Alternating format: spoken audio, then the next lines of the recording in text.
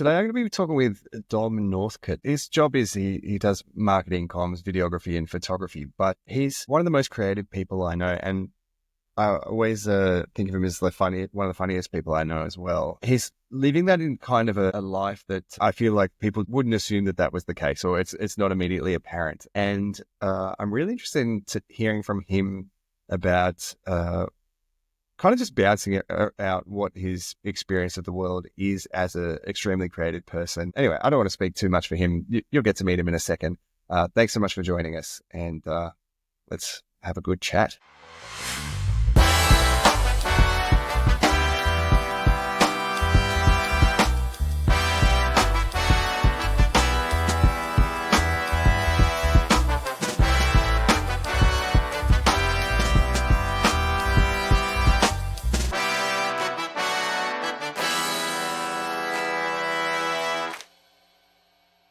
I want to start talking to you today about creativity. Do you see yourself as a creative person?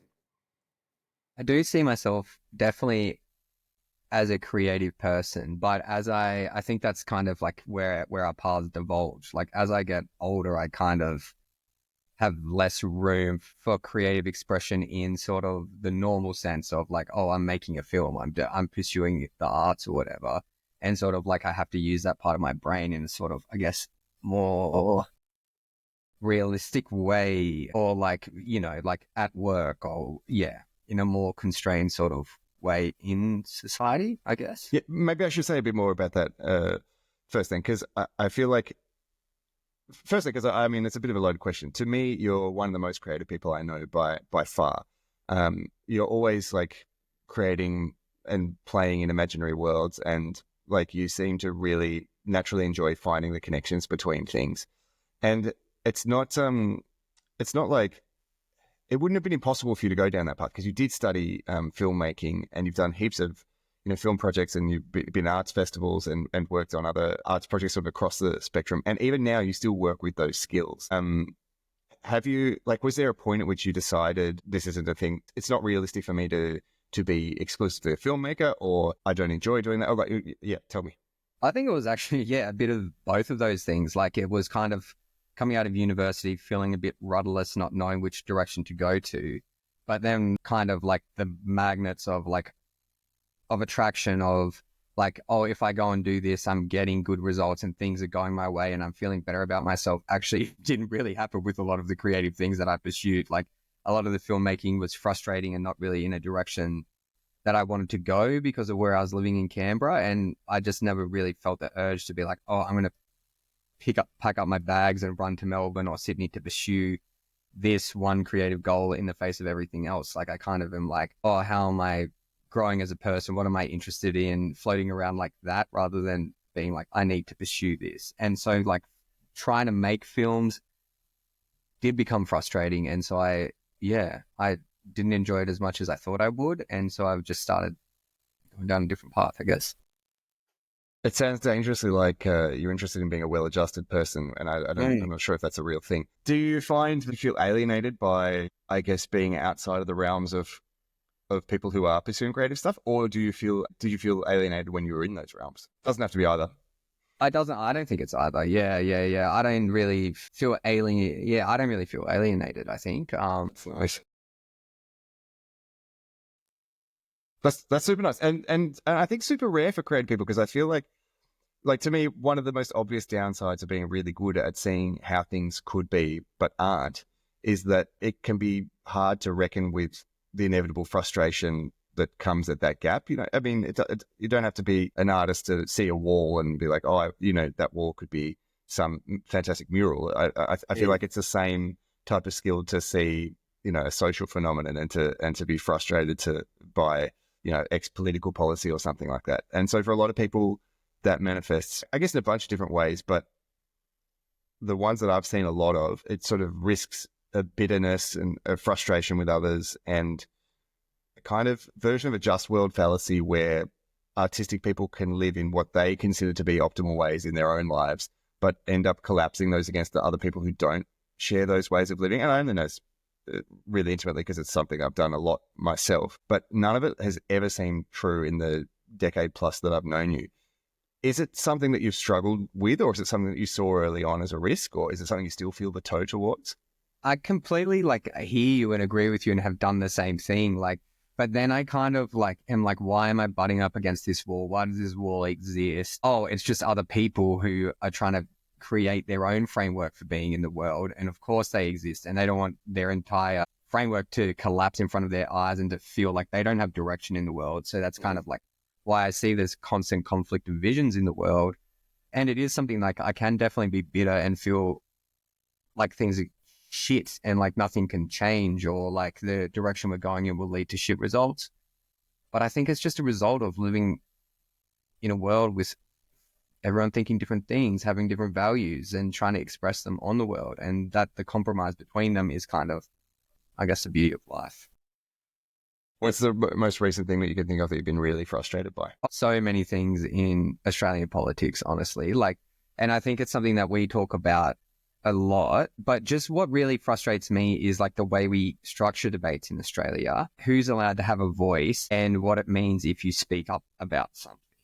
And so I think it's something we've talked about it a lot before, and I think we agree on it, is just I really admire American politics and American society for reasons that when I express them out loud, people often roll their eyes at me and think that I'm a bit of a clown for saying it. But just the way that they'll have it out over any issue, I think that is actually incredibly admirable for society. And it kind of does allow that compromise to happen. Yes, you have to hear from the crazy people all the time, but then you realize that within those out of bounds, there's all these incredibly bright people who have actual ideas about things that we could do in society, things we could pursue to get better results. And I kind of think that's why they do get better results than us. And they also get a critical network of those people that they find each other and do stuff, which is a lot harder to do, especially if you're not having conflict, or you're not, there isn't a space for sort of voicing what you may actually think about something, which I think is the critical Australian weakness. I remember when I was in New York in 2012, I had a few drinks, and I was at a bar and standing next to a stranger, and we were basically in a yelling argument about, gun policy, size younger and obnoxious. And,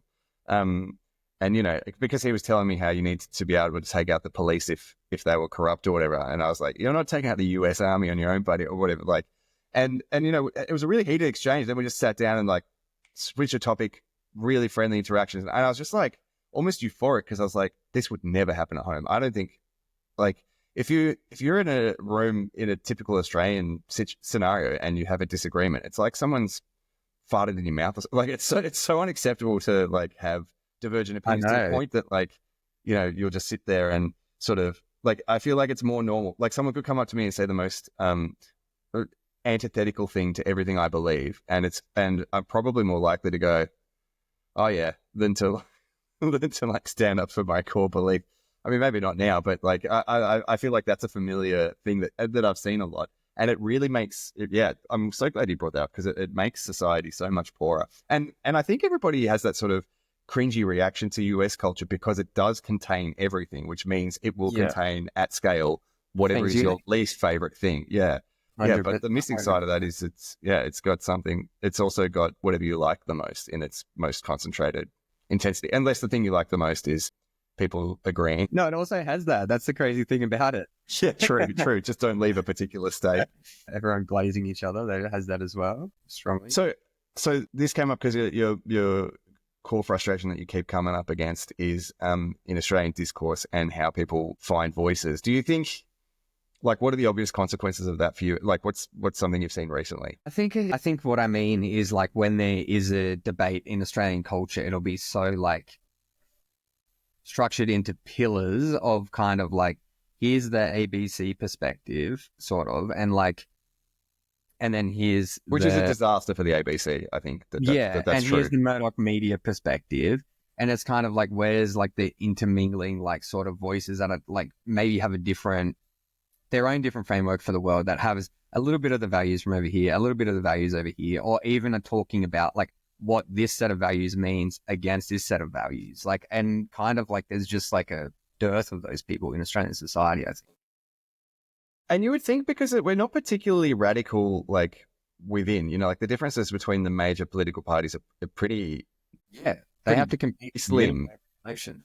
Yeah. And so you would then think that that would mean that there was sort of a thick middle, which would involve sort of constant navigation and compromise and, I guess, exploration. But it doesn't feel that way. Like, what are the major discourses recently? I mean, the voice was a big splitting. I mean, always referenda, difficult splits in society in terms of how the narratives go. But I feel like on most of the major issues, it's still hard to get the discourse that squeezes things through the middle, even though the voice is a perfect example. Like where I was sitting, I was like looking at it and being like, oh, this was almost an amazing proposition to the Australian people. Like the way I saw it, I just thought it was destined to lose the whole time. And when I talked about that with people, you and I were rare getting people a to have lot that of early trouble on. about saying that. Yeah. And I'm like, what? I'm not saying that it deserves to lose. I just think the way it was structured was destined to lose because I was kind of listening to those different voices. And it was sort of like, my conclusion was, if they had just proposed like enshrining the Aboriginal people as the first people on this land and putting them in the constitution like that, that would have become overwhelming yes vote. 90% plus, yeah. Saw it. Yeah. But then they had to like slide something else in there, which then made the people over here on the Murdoch side like really upset about enshrining a body that could never be dissolved. As like they feel like something is getting snuck in, and that the shape of like the way governance is done in their country is about to change, and they don't want that. And so like I just felt like I went to an ANU event and it was like a discussion, like a debate on the voice. And all that happened was every single person there said it was an incredibly simple thing to just give rights to Aboriginal people. And it's like, no, like you're just preaching to the converted here. I mean, if they were right, then it would have been passed, right? Like, I mean, exactly. There's an empirical, strong evidence that that's wrong. So very funny that everybody would, unilaterally think that. Yeah, and like I do agree with you that I think that the gulf between people, it's not huge in Australia, but it appears cavernous because you don't see where the kind of conflict or crossover is. That's how I feel about it. There's actually why I really like Aussie rules football as a center. Like, I really see particular sports as being the center of discourse for Australia, because you do get, like, if you're a Collingwood fan or whatever, or like you're coming under the tent strongly together with people who will have, opposing political views to yours, but you're still in the same place. And therefore, football fan generally, because it is something that's across the country broadly, and it's not class-based or, not gender-based. I think 50% of the AFL's members are women. So you do, and it's across all ages. So you do get all people. So you do get, in the AFL, you get debates around, like in the comment sections you'll see discussions around Indigenous recognition that you don't see under ABC articles, or that you don't see under Murdoch. They turn the comments off all the time. yeah, they do. They're so bad for that. They should be held to account for that. Like, it's like the most cowardly thing, and it's because people take out a lawsuit against them. And I'm like, well, why do we want that to be the case, that they can get sued for other people expressing their opinion? Also seems like a weird legal decision that we've made in this country. Yeah, absolutely. That's a funny one, because I think we conceive of ourselves, because we are, Western and liberal in certain senses. I think that we think that we have the sort of core values that the Americans talk about enshrined in any way, like freedom of speech, or like, certain democratic powers and things like that we just, there's no evidence that we do in certain instances, or like we're very quick to abandon them in favor of some particular security or other. Yeah. Another good example of that, sorry, just back to another decision, was when I saw a few years ago, this was one I thought was major that there was no discussion on, was when the government decided Meta had to pay for news. And it was like, okay, that's great. We're going to get what's fair. We're going to get what's good. But then sort of like the fallout of that was like, I was seeing like independent media popping up before that. I'm forgetting the name of the guy, but he was someone West, I think, Michael West or something. And he was like popping up all the time. He was really growing a platform. But then like... Former Fairfax journalist. Yeah. I thought, like, looking at like the proposal of Meta paying for news, it just seemed like it was only going to benefit like major news providers, like traditional news, like Murdoch and Fairfax and everything. And in the fallout, that's essentially what happened. And it kind of ended up crushing like a lot of potential startup independent media, just like the way the whole thing was structured. the minutiae of which I can't remember right now. But then the fallout of it was that kind of happened. And like the way the debate was structured around that, like sort of paying for media thing was like, it's just like, get the tech giants to do what's fair. Yeah. And like the framing of it just seemed off to me. Like it kind of seemed disingenuous, and it's just like we sort of accepted it because we don't have that sort of cultural discourse going on. It is astonishing the things that slip through the gaps because of that absence of cultural discourse. Like I think if we heard about another country that had, say in the current world climate, if we heard that Russians were rounding up elderly citizens in Ukraine, putting them on the edge of a cliff and kicking them off for initiation rites, and that was known, and that there were court processes, I think you'd be like, well, what a corrupt backwards country that hasn't put these people in jail, or like, dissolved that unit, or whatever. But we have those exact things here. And I feel like so many of these topics, they fall down the feeling of the culture wars side. Like, I'm instinctively warm to the military or cold to it. And that's kind of the end of it. Like you get the sort of normal, like, I don't think there's that crossover discourse. The same for, new US Navy base in Darwin. What's the dialogue around that? Like none. Yeah, Neil. Yeah. Neil. Like, yeah, like I heard about it. I haven't even thought about it yet. No, neither. What's the other one? I'm embarrassed because I can't remember the exact details, but the witness K. Bernard Colliery case with it's not a national scandal. So, outside a certain circle. So, I'm just going to quickly Google it because I think this is worth talking about. The case is the punishment of an Australian whistleblower who was this related to the East Timor spying on them? Yeah. Australian spies were bugging Timor's cabinet to give us the upper hand in the oil and gas negotiations, as if we wouldn't have that anyway. And there was a whistleblower that came to bring that to light and has been prosecuted for bringing that out. Yeah, haven't heard about that at all. Yeah, that's like tin pot stuff, but it's like the Australian Alex Jones. Is that what we're saying? Yeah. I'm hoping that we will become the Australian Alex Jones in time. Give it a crack. Yeah, bring out the creative side even more.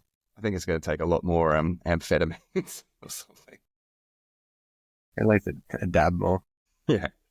Okay. Well, so we've gone way off piece from what I was hoping to talk about, but I'm still enjoying it. So, my initial line of questioning was, as a creative person, what frustrates you? So it's not so much a personalized reaction to like hermiting away from society. It's just seeing things and being how do those things make you, like, what do you do in your life in response to those things? You're just like, oh well, and carry on, because that's totally reasonable. Pursue the path of trying to become well adjusted and real, I think really that is it. Like I listened to something once, it was about New Year's resolutions, and like I think I listened to this maybe like 5-ish years ago or so. And this person just said, like, at the start of each year, they kind of like think of like the kind of angels and devils over their shoulder, but like the weight of their habits of like 60% are you being pulled towards like things that are not good for you, versus 40% like you're doing things that are healthy, sustainable, and help you out as a person. And I don't know what it was. It just kind of like really sat with me. So kind of just keeping that in the back of my mind of like, oh, how do I become a well-adjusted person? How can I deal with like these things I don't like happening? How can I deal with people thinking things I don't agree with? How can I deal with people not understanding my framing of the world about being curious and not hopefully hyper judgmental about things? And so it's just kind of that. It's just like focus on habits, focus on trying to be a good, responsible person in the world with strong friendships and people who love you and care about you, and doing what I think I have to do, Can you tell me more about what those things are? So building strong friendships and have people that you care about and care about you. What else? Like even doing work, like going to work, not thinking like, oh, this is a waste of my time, or like putting that hypercritical like laser beam on like, why am I spending my time doing this? Why, like instead being like, what if I just put that laser beam on trying to be good at doing this thing and then seeing what happens from that? And I think that's kind of like how I've responded to it. That's great. And I don't know if it is rare, but I feel like it's rare for super creative people to have that self-awareness, because it's only something that I realized later and later in life, like how critically determinative the lens that you bring to everything is. Like you know, not to get too ethereal, but you really do sort of, you manifest your experience so much by, like, the example I always think about is when I had a baby, it was in the suburbs that I'd spent 20 years. And like, just once the baby was born, or like, when my partner was pregnant, I'd just see babies and prams everywhere. And previously I was like, oh, wow, you never, like, I thought that they would know, like, I'd never seen them, because like these are exactly the same streets and exactly the same people that I've been walking past every single day, but I hadn't even, because of the lens that I was navigating reality, my own experience through, I hadn't clocked it, and suddenly it's everywhere. I mean, it's a common one that people talk about, but it made me realize in exactly the same way as like, oh wow, like, what it's like, if you were an outlier in how unlucky you perceive yourself to be, or how lucky you perceive yourself to be, or how, happy, unhappy, like kind of any calibration you can think of, like how determinative that gets to be. Like if you walk around the world, if you walk around thinking that you live in an ugly world, you're going to see the ugliness. And if you walk, the world's ugly. Yeah. Yeah.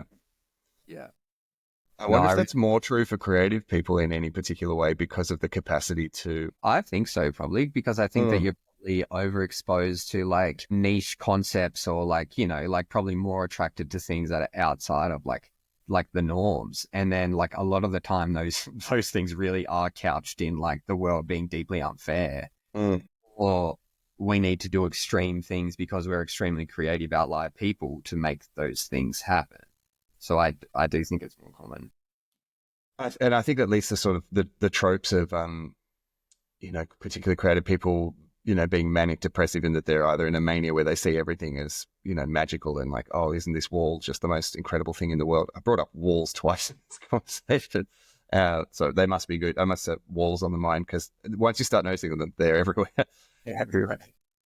And at the other end, the bottomed out, like, the sort of lowest lows that seem typical of the most archetypal artists that you hear about. Do you think then that other parts of your habits have given you a tendency to have this sort of more, I guess, self-investing or like magnanimous view of how to structure a life as someone who likes to be rapidly creative? Like, because for me, the obvious thing is you play a huge amount of sport, and I think, and like a lot of creative people do, and also like a lot of creative people who aren't considered by other people to be creative do. Like, it almost gets to a point, like, I'm a huge sports fan, where I see the top athletes and see, like, if you follow a sport closely enough and you see the difference between the really elite people, it's impossible to separate them from peak functioning creatives in a sense, because they really do navigate the rhythms and the realities in a way that's different to everyone around them and to expectation, and see and create opportunities, and in a way that you can't if you're just learning something.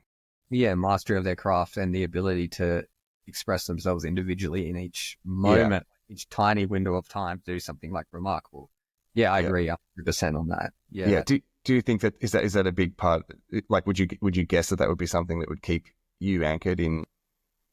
Definitely exercise. I think kind of almost coming back to that, like the first thing we talked about, like the discussion, the pillars of discussion, where when I did feel like really dissatisfied and like unhappy and like I wasn't getting a lot of things done, is because I felt like the expectation and somewhat bullied into only listening to the ABC sort of perspective, which I think over the last decade plus has kind of had like a bit of a sneering eye towards like masculinity, and also like what men and people in general need to kind of do to feel healthy and well adjusted in the world, which is like sport, embracing competition, like trying to exercise every single day. And just like by listening to different voices, kind of like filling in the pieces in between, like not in like an extreme way or anything, but just like listening to other people's perspectives. I'm like, this helps me feel adjusted. This helps me get through the day. This helps me get good results in my life. And just like not treating those with contempt from the outset. And like these people are saying something to manipulate people into believing everything they say, but just like, oh, maybe that is actually good advice, honestly. It's really interesting how I feel like across the last decade it's really intensified, but across the last few decades there's been a bias towards a sort of intellectually constructed version of like of how people give each other advice, like, and what authority is like in the public sphere. Like, if for example, you are never in a billion years going to be invited onto a radio show to talk about good living and what's useful, for living a well-adjusted life, despite from my perspective being somebody who's very adept at that. Yet, if you're a producer at a masthead or radio station or whatever, you're going to pick up the phone and you're going to call an academic who's, I did my dissertation on well-adjusted living, or like on cognitive behavioral therapy, or like whatever the thing is, not to shit on a particular thing, but like what's that? You can shit on all of them. Yeah, no, yeah, exactly. I like to shit on all of them at once. Yeah. But like, I don't know who said it, but somebody said, if there was a pill that you could give people that would give them the benefits of just like a bit of physical exercise outdoors, we would prescribe it to 100% of people. But how many, like, yeah, it's a tiresome debate that, like, I'm actually depressed, don't tell me to go for a walk, or like, no, you're not, whatever. Like that, I don't want to fall into that particular binary because it's a bit annoying. But it is interesting to hear that you felt like the things that have been constructed for you in life were not ones that were modeled or represented or advocated, but ones that you came to and observed for yourself. Because I feel the same, and I'm sure there's a lot of people that would have that. And realization, or that are robbed of that realization because I reckon that's probably like a timeless sort of thing outside of even like the framing of like what's happening now in society. Is sort of like, I reckon that's probably just how people have matured forever. Yeah, I mean, I could imagine if it was the 15th century, we'd be having the conversation saying like, I can't believe that, I was told to pray and pray and pray and it didn't solve anything. And what I actually needed to do was to, I don't know, make a poultice on the full moon or whatever.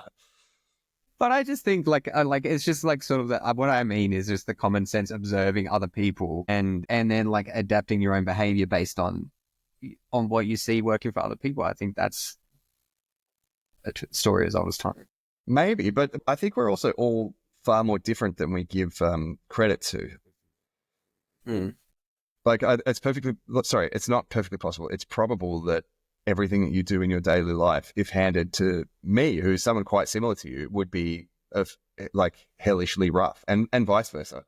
I guess what I mean is just like the thing about like, like we're looking to academics for advice about how to be a healthy person, but like we don't have to be exactly the same, have the same values. But like if you see someone who's wildly different from you going outside and walking in the sun and feeling more well-adjusted as a result of that, then that's something that you can kind of adapt to. Yeah, I mean, I'll do it. It's winter here, but I'll do it. Something else I want to talk about, which is another thing that I came comically late to in life, is that the network impact of the environment that you live in isn't always something that you can just build yourself. So you said before that, making films was hard and not enjoyable, or you didn't say those words exactly, but I think that's fair. Fair.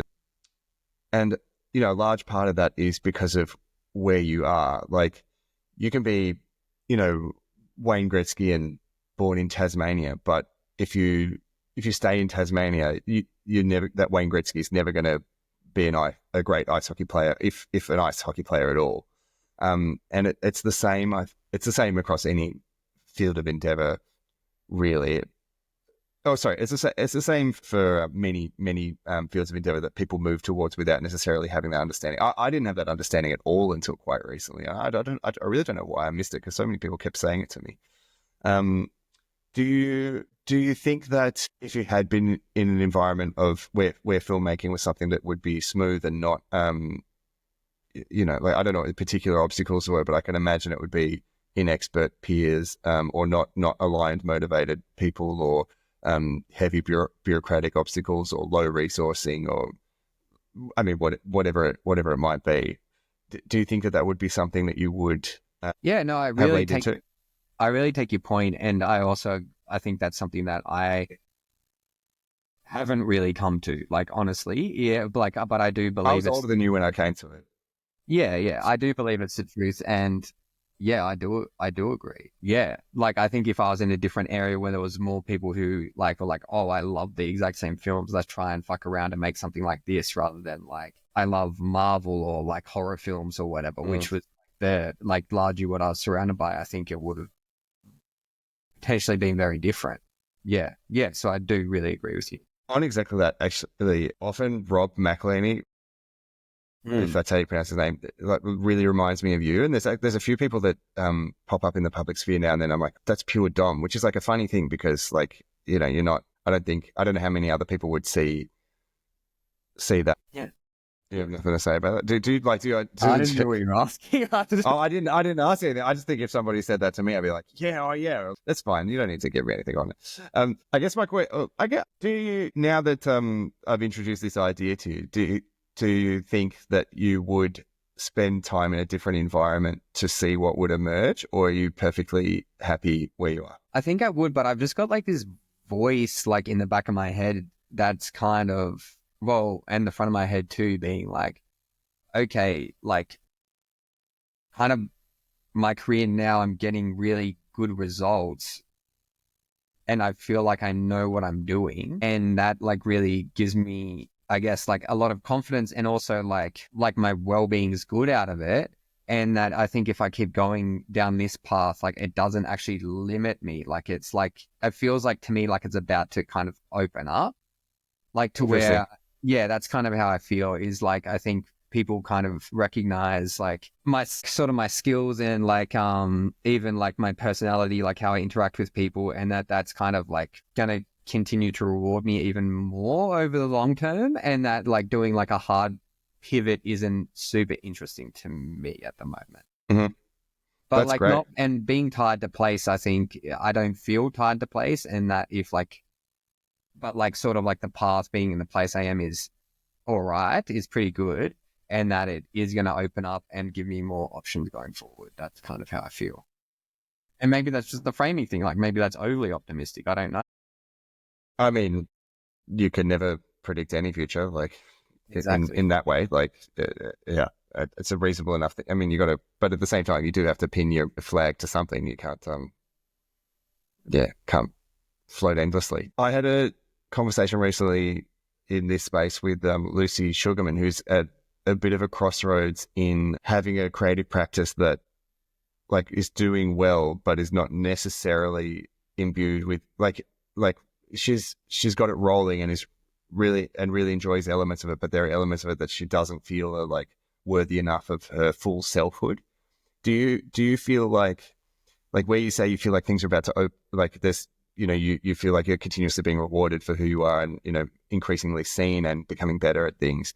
Does that come with a sense that your selfhood is like carries the full worth of the things that you want to be doing? Because I guess what I'm getting at is like, what are you talking about? Like when you talk about things opening up, do you think about what they look like, where you're going?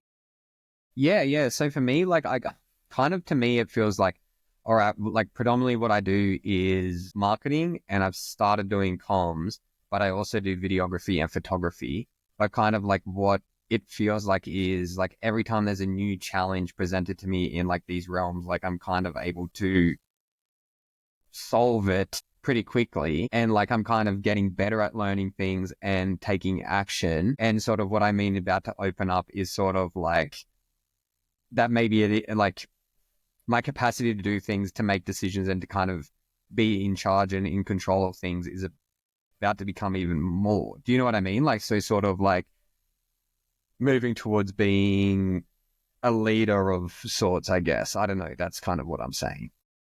Yeah. And if I was like probably at my same age, if I was making films for this last decade and had started out feeling like little self-worth, little self-confidence, like only doing bits and pieces of making films, if I had spent my last decade doing that, I would probably feel like the same way now. Maybe, I don't know. I feel like I know. I was going to say, I feel like it's easier to lose yourself doing those things because they're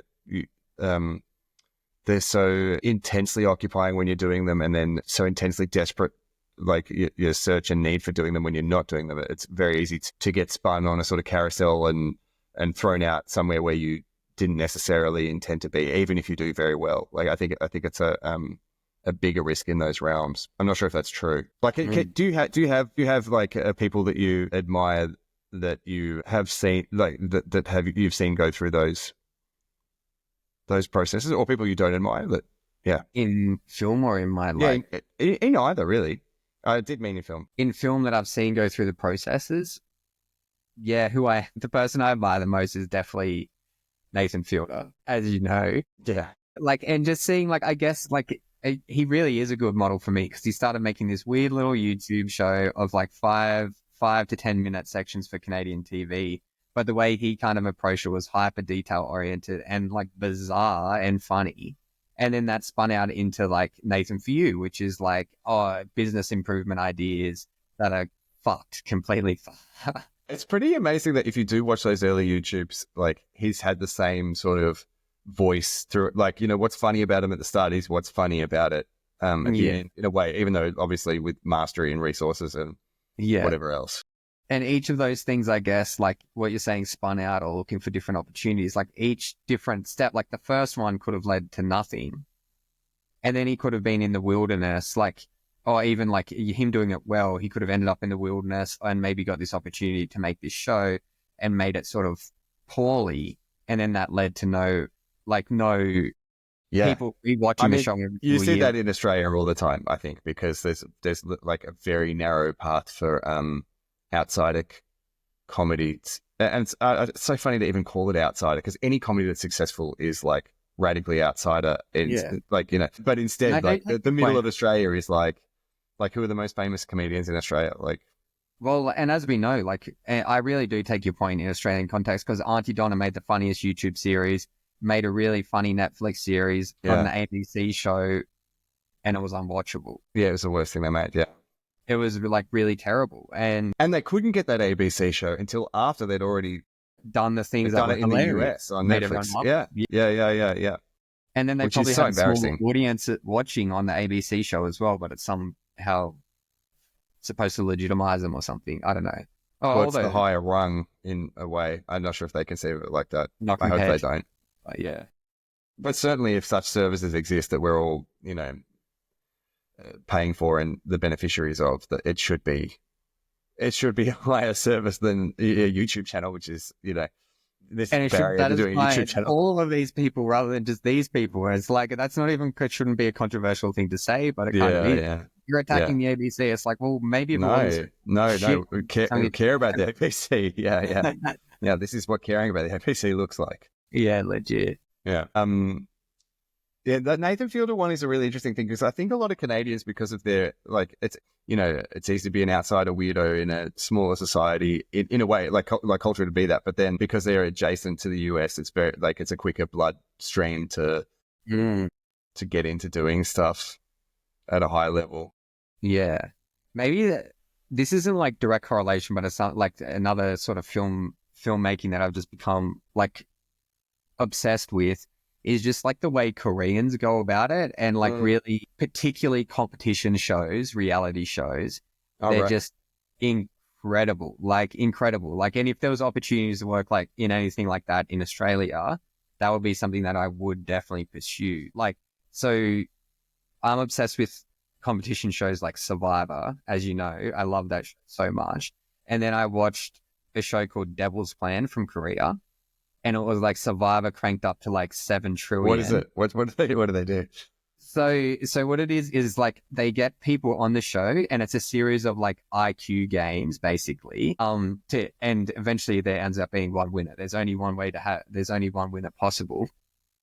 But the people they get on the show, I'm just like, how do these people fucking exist? They literally don't exist in our society. It's like, here is a supermodel. She has 22 patents to her name, and she's the head of like the most successful like makeup company in Korea. And I'm like, what the hell? This person's like the hottest person I've ever seen. And they're like genius. Yeah. And then it's like, here's this 45-year-old guy, also an actor. And they're signing up to do IQ puzzles on TV. Yeah. In a thing they're most likely to lose. With a master's in chemical engineering. I'm like, how the fuck does that person exist? And then they put them all in together, and you're kind of like, how are these people going to interact? Like, are they all super introverted and like really poor? Like they've just been driven to do things their whole lives and they're not going to have social skills? No, they have elite social skills. Like they're incredible people across the board. And like the way these like games were set up basically for merit to succeed and the best person to win at the end. But the best person, the same way with Survivor, isn't the smartest person who's going to beat everyone. Which is why it's interesting to watch. The greatest meshing of skills all together. And so what's it called? Sorry, Devil's Plan. Okay, I'm definitely going to watch it. So there's kind of like a whole bunch of these Korean shows like this. There's another one called Culinary Class War, which is about like it pits like 20 white-hatted chefs who are all Michelin star, like 3 Michelin stars or whatever, against 80 black chef, like the black-hatted chefs, and they're just like from the takeaway shop around the corner or whatever.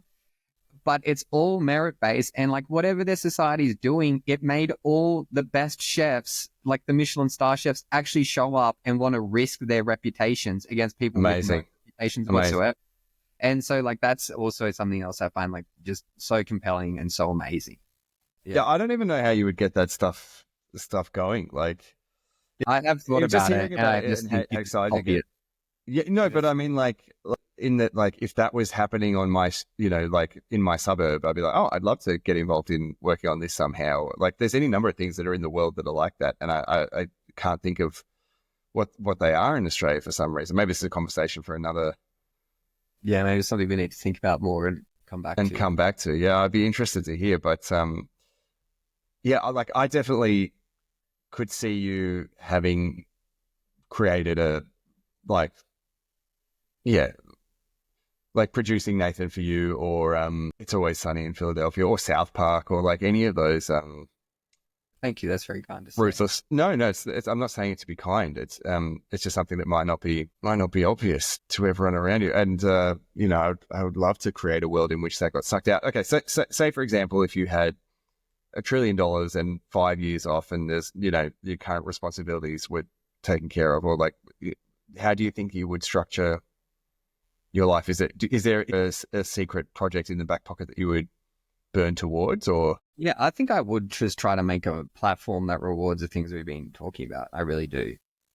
Like whether that's just like paying individual people to make stuff on social media, start podcasts and just talk about shit in Australia, or like a new media organization, or like a show. Yeah, I do think that that's what I would do. Would be creative. So that's super interesting because, like you could have said, I would make my own particular thing, or, I would sail around the world, or I'd keep doing what I'm doing. But the problem itself is something that emerges as something that's like critically important to how you see the society that you're in. That's really interesting. I don't think there'd be many people that would give that same answer. I mean, I guess we'd all have hopefully everyone would have a relatively different answer for themselves. What would you do? I'm sorry, I'm the one who asks the questions around here.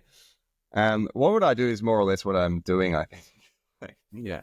I've got my 2 little kids. I get a lot of time to hang out with them, which I really appreciate. I've got interesting people in my days, and I would for sure just have some more basic, I'm so poor. Like my shoes have had this growing hole in them for like they're in such a dank state now that I can't go for a run. Yeah, I just improve some small things at the edges, like, yeah, get a proper haircut. But then, what else? Once I'd taken care of that, that rung of the hierarchy. Oh, I'd for sure like want to produce what I would consider to be a Eurovision winning act, and enter that. That would spark joy. I am actually doing that anyway, as we talked about off air, that I just had an interview with the San Marino television about a song that I've entered in that, which was very funny as an experience. Yeah, I think just be more empowered in making the existing things less, because you can do things to a higher quality if you have money like this. Yeah. Yeah, and I haven't seen the whole Tour Girls podcast set up, but I'm sure it's not just Zoom calling people on a laptop, and I'm sure it has a benefit as a result in terms of how people are able to access it and engage with it. Yeah, and bring more eyes to what you're doing. And by the way, I think reflecting on what you said about your shoes is maybe a good moment to maybe mention that you do have a Patreon and that people can Don't worry about that. time to support you. The last You 20 buy new minutes of shoes this is and just going to be make like a Eurovision. slideshow of my poor life and the Patreon link increasingly taking up the screen. Yeah, no, this show and all the things I do are only able to be done because of my beautiful Patreon patrons. So thanks so much. Hopefully you're tuning in. Yes, if you're not one, you don't have to be one, but it's, you could do it for less than $1 a week, which is hopefully an afterthought wherever you are in the world. Yeah, Dom, is there anything else that you want to chat about? I think not today, but I think there's plenty we can come back to. Oh yeah. Yeah, there's 1,000 threads that came up here. The main one, I mean, maybe from here we just turn this space into a me versus you Korean style reality show. Oh yeah, I don't think either of us have enough patents, and I don't think an arts degree from the University of Canberra is going to hold much water. Yeah, that's why I got mine from ANU. It's radically improved my life. Radically better. Yeah. That's why I'm so far ahead of you in every way. Yeah, it's down the road. Plus out a decade. Yeah, great. Well, thanks so much, Dom, for taking the time. I really look forward to getting the chat with you more in here. And if you're a creative person out there and you don't feel seen in that, I hope that something in this is interesting for you, because I guess on the other side of your screen, so you've got Dom, who's very well adjusted, self-calibrating creative. Like, I feel like I'm the other side of that coin in the sense that I sort of uncompromisingly pursue certain things, and that sometimes pays dividends and sometimes doesn't, and that has a cost. Like, there's a big blind spot in that as well, because what are the decisions that I could be making that would be different? I just share it as a reflection in case it's a generous thing to bounce off the audiences who maybe see some of themselves in either of us. And many positives as well. Like, you pursued so many amazing things, you got so many experiences. You don't need to pump me up. That's what the Patreon is for. Another reason to give to the Patreon. Yeah. All right. Lovely to see you, Dom. Love you a lot. Love you too. Bye.